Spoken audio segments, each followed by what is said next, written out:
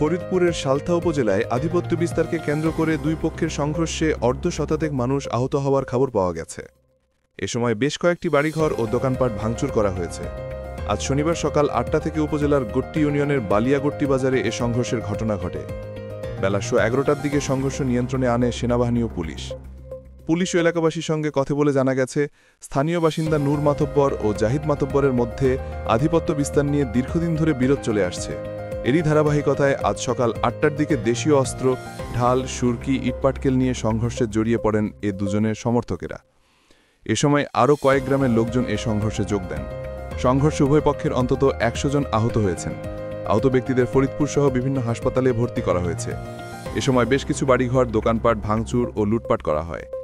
তাৎক্ষণিকভাবে আহত ব্যক্তিদের নাম পরিচয় জানা সম্ভব হয়নি।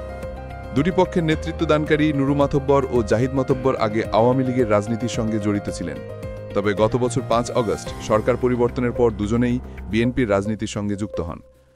ভারপ্রাপ্ত কর্মকর্তার দায়িত্বে থাকা সালথা থানার উপপরিদর্শক এসআই মারুফ হাসান বলেন, বেলা 11:30টায় বেগে পুলিশ ও সেনাবাহিনী পরিস্থিতি নিয়ন্ত্রণে আনে। তিনি বলেন, দুই পক্ষের সংঘর্ষে অনেক ব্যক্তি আহত হয়েছেন। আমরা দুই পক্ষের সাথে যোগাযোগ করছি। আহত ও বাড়ি ভাঙচুরের প্রকৃত সংখ্যা জানার চেষ্টা করছি।